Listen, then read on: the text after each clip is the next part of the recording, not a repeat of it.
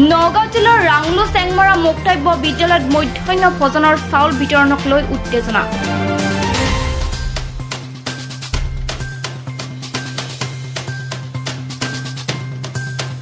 বিদ্যালয়ৰ জমা থকা মধ্যাহ্ন ভোজনৰ চাউল কমকৈ দিয়াৰ অভিযোগ উত্থাপন কৰি স্থানীয় মহিলাসকলে বিদ্যালয়ৰ চৌহদত উত্তেজনাময় পৰিৱেশৰ সৃষ্টি কৰে। স্যার সভাপতিয়ে যদি 3000 খায় মাস্টারে খায় 3000 এই গাবুরা খায় 3000 ইটা খাই পেলাই মেম্বারে খায় 3000 ইটা খাই পেলাই প্রেসিডেন্টে খায় 3000 তাহলে সববিলাক যদি খাই দিয়ে আমি এটা দুখীয়া লছালি যদি কবলৈ আহো স্যার আপোনালোকে চাউল কেনে তেনেকে নিদিয়ে কিয় এই ইয়াৰ পৰা ওলাই যা যদি ওলাই না যাও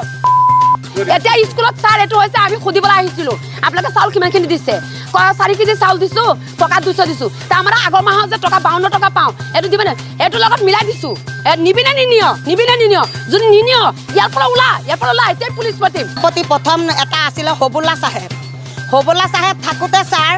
যেতিয়া আমাৰ টকাটো উঠাবলৈ যাওঁতে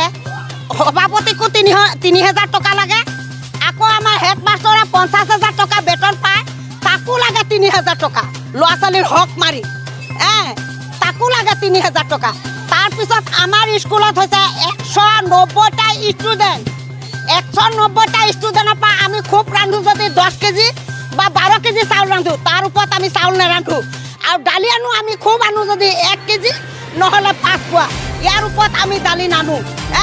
আৰু এক বুধবাৰে কণী খোৱালে আৰু তেনেকুৱা 3টা বুধবাৰ সেইতে কণী নোখোৱা ল'ৰা ছোৱালী এইটো পইচা আমাৰ কি কৰিছে। ঘটনাস্থলীত আৰক্ষী উপস্থিত হৈ সমগ্ৰ মহিলাসকলক বুজনি দিয়ে যদিও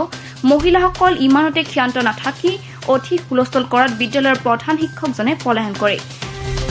কঠিয়াতলীৰ পৰা শান্তনু কুমাৰ শৰ্মা ৰিপৰ্ট প্ৰাতঃ টাইম।